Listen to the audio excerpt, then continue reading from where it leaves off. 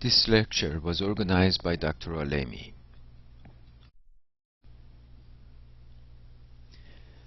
It focuses on various probability mass functions, including Bernoulli, binomial, geometric, and Poisson distributions.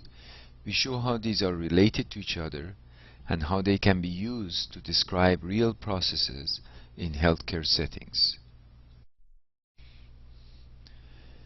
A function assigns numbers to events. A probability density function gives the probability of a group of events or a single event. On the x-axis is the categories of events of interest arranged from low to high values. On the y-axis is the probability of cases that fall within the category. In contrast, the cumulative function gives the probability of all events less than or equal to a specific level. Both functions, both density and cumulative functions, require us to sort events from a low value to a high value. In this example, the number of medication errors are sorted and listed to the left. The first column shows the probability density function. At each value, it provides the probability of the event listed. For example, 90% of patients have no medication errors, 6% of patients have one medication error, and 4% have two medication errors. The cumulative distribution function is also given in the right column. It starts at 90% and increases or stays the same thereafter. The cumulative distribution function gives probability of occurrence of all of the events with values less than or equal to the event. For example, 96% is the probability of having patients with 1 or 0 medication errors. The steps in a cumulative distribution functions are equal to the probability of the event at this step.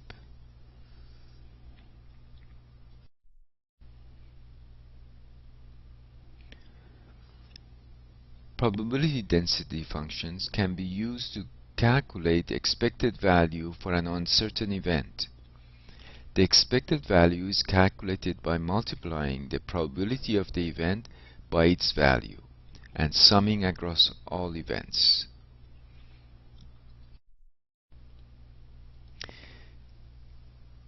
The probability of event I occurring is multiplied by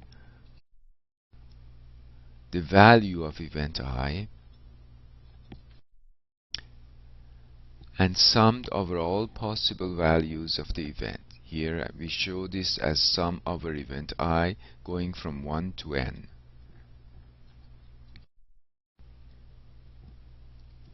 Here is an application of the formula to a sample data.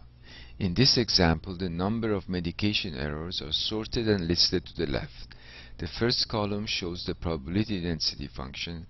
At each value, it provides the probability of the event listed. For example, 90% of patients have no medication errors, 6% of patients have one medication error, and 4% have two medication errors. To calculate the expected value, first we multiply the value of each event by its probability. In the first row, 0 medication errors is multiplied by 90% chance to obtain 0. In the second row, 6% is multiplied by 1 to obtain 0.06, and 4% is multiplied by 2 to obtain 0.08. The expected medication error is the sum of the products of the event value and its probability. In this example, we expect 0.12 medication errors.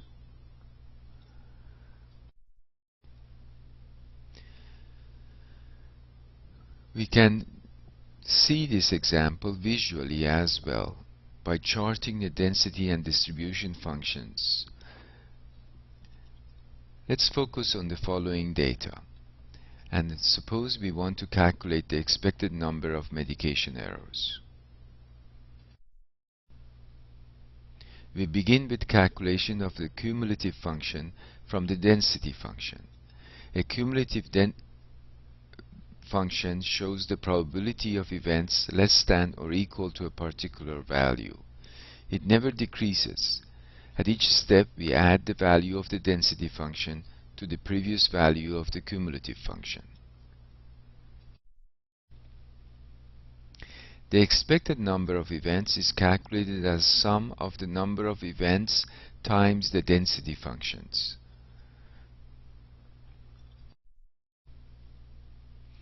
This chart shows visually the probability density and the cumulative distribution functions. The size of the step in the cumulative distribution is the same as the probability of the event. For example, the rise from 0 to 1 medication error is equal to the probability of 1 medication error. The shape of the distribution function tells a great deal about the function. For discrete variables, the type of data we focus on in this course, there are some very unique distribution functions, each with a signature shape. Knowing the probability density function is a very important step in deciding what to expect. Naturally, a great deal of thought has gone into recognizing different probability distributions. The most common density probability functions for discrete variables are Bernoulli, binomial, geometric, and Poisson functions. We will describe each of these functions and explain the relationship among them. These functions are useful in describing a large number of events, for example, the probability of wrong side surgery, the time to next gunshot in a hospital, the probability of medication errors over a large number of visits, the arrival rate of security incidences, and so on. If our focus remains on events that either happen or do not occur, then these four distributions are sufficient to describe many aspects of these events.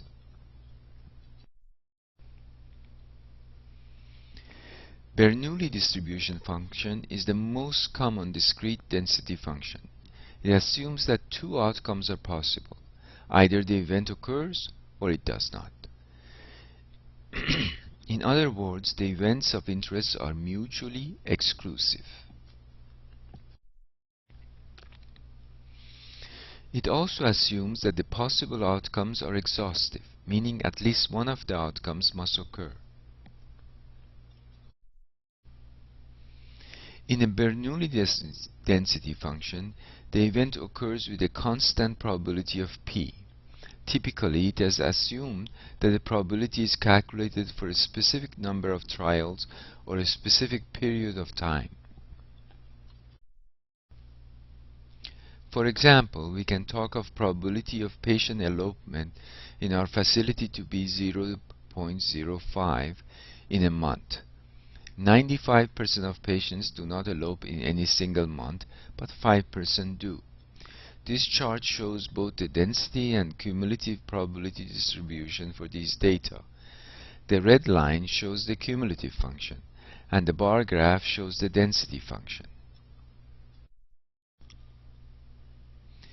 Let us now think through a situation where a Bernoulli event is repeatedly tried. Let us assume that in these trials the probability of occurrence of the event is not affected by its past occurrence. In other words, that each trial is independent of all previous ones. As we will see shortly, when we are dealing with independent repeated trials of Bernoulli events, a number of common density functions may describe it.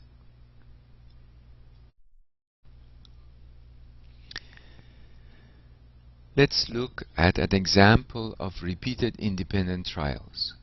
In this situation, we have 3 repeated trials for tracking patients' elopement over time. We are assuming that the probability of elopement does not change if a patient has eloped in the prior months. In month 1, the patient may elope or not. In month 2, the same event may repeat. The process continues month after month until month 3. As you can see, the patient may elope in different months, and on each month this probability of elopement is constant and equal to prior months. Independence cannot be assumed for all repeated trials. For example, the probability of contagious infections changes if there was an infection in the prior time periods. Therefore, independent trials cannot be assumed for contagious infections. But in many situations it can, and when we can, there is a lot we can tell about the probability function under this assumption.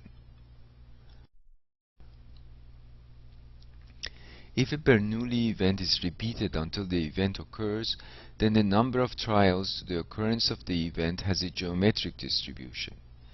The geometric density function is given by multiplying probability of one occurrence by probability of k minus 1 non-occurrence that should precede it.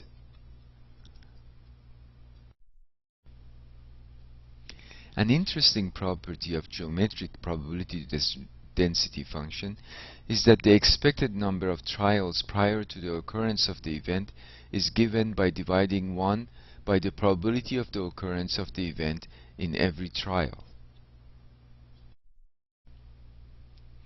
If we know that wrong side surgery has occurred only once in last decade, how many surgical days before we can expect another wrong side surgery?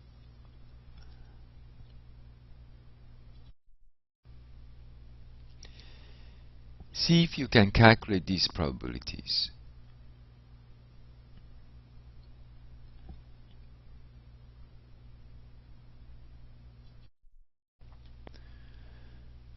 Here is another set that might be interesting to work out.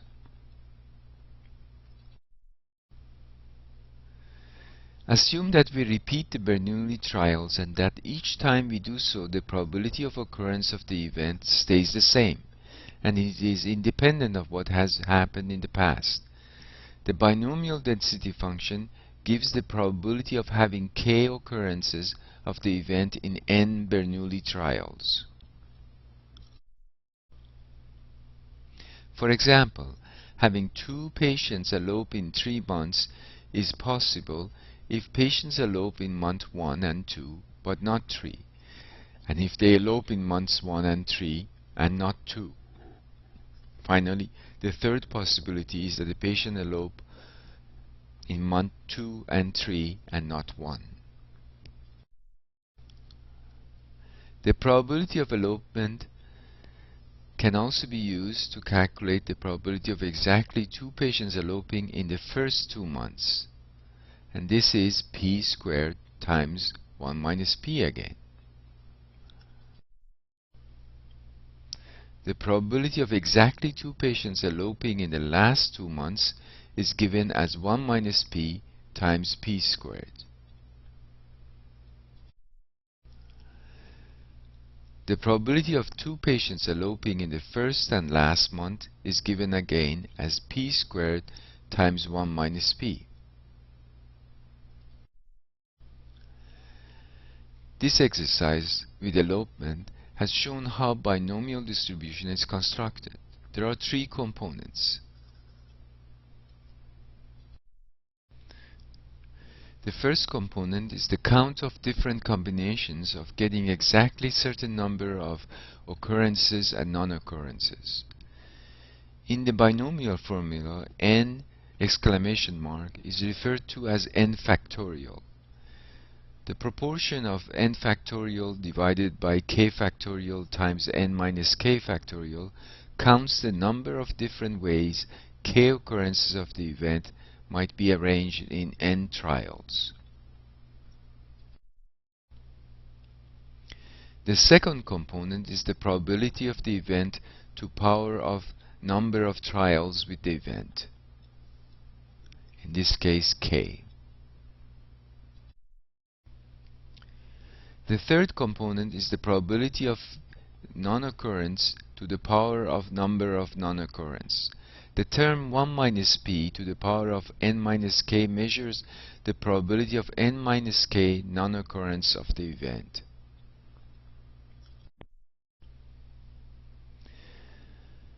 Now we can look at some examples so you can have an intuitive understanding of the binomial distribution. Here you see a binomial distribution with 6 trials. There are 7 possibilities. Either the event never occurs, or it occurs once, twice, 3 times, 4 times, 5 times, or 6 times. The probability density function shows the likely occurrences. The most likely situation is for the event to occur 3 times in 6 days. This is also the expected value and can be obtained by multiplying the number of trials by the probability of occurrence of the Bernoulli event.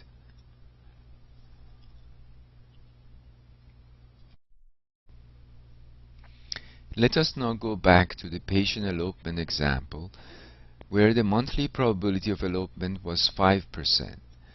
Over a 6-month period, we are most likely to see no patient's elopement. There is a 23% chance of seeing 1 elopement, and there is a 3% chance of seeing 2 elopements. Now we can answer also this exercise more fully. If the daily probability of elopement is 0.05, the expected number of elopement over 2 years is probability of elopement times the number of trials, in this case 24 months.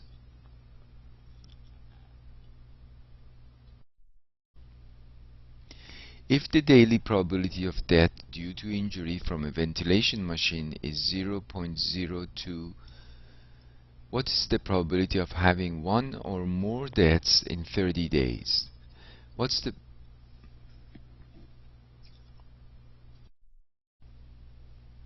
Here the number of trials is 30 days. There is only one combination of getting 0 death, so the factorial term is equal to 1. The probability of survival is 0.998, and we expect 30 days of survival. The probability of death is 0.002, but we expect no one to die. So the probability of 0 deaths is given as 0.942. So the probability of having 1 or more deaths is 0.058.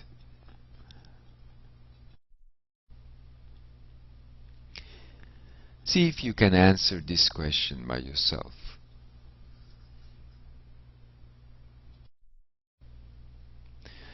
As the number of trials increases and the probability of occurrence drops, Poisson distribution approximates binomial distribution. In healthcare management, this occurs often. Typically, we are looking at a large number of visits or days, and the sentinel event has a very low probability of occurrence.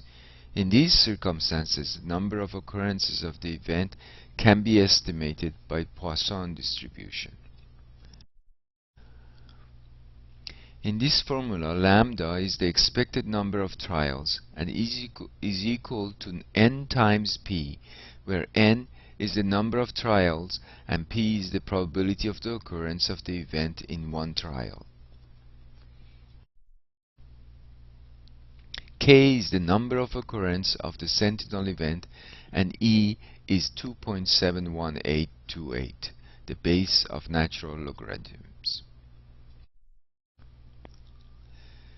So the take-home lesson for this lecture is that repeated independent Bernoulli trial is the foundation of many discrete distributions.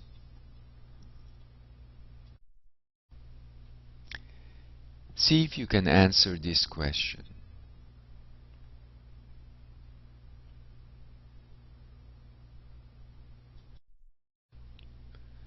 Also try to answer this one.